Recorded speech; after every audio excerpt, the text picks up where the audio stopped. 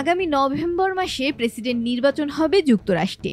সেই নির্বাচনে রিপাবলিকান পার্টির প্রার্থী হিসেবে প্রতিদ্বন্দ্বিতা করছেন ট্রাম্প, যিনি 2016 সালের নির্বাচনে ডেমোক্রেটিক পার্টির প্রার্থী হিলারি ক্লিনটনকে পরাজিত করে দেশের প্রেসিডেন্ট হয়েছিলেন। 2020 সালের নির্বাচনে অবশ্য তিনি পরাজিত হন ডেমোক্রেটিক পার্টির প্রেসিডেন্ট জো বাইডেনের কাছে।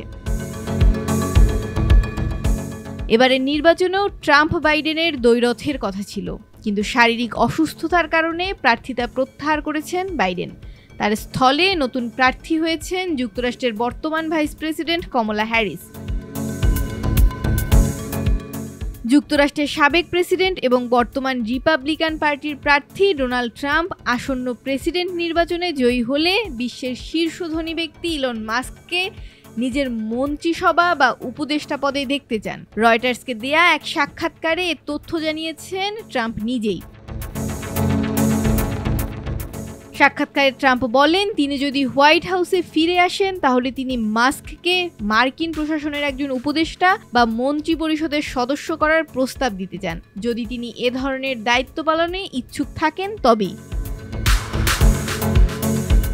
ট্রাম্প বলেন, মাস্ক একজন খুবই স্মার্ট লোক। আমি অবশ্যই উপদেষ্টা বা মন্ত্রিসভার ভূমিকায় মাস্কের নামকরণের বিষয়ে বিবেচনা করব।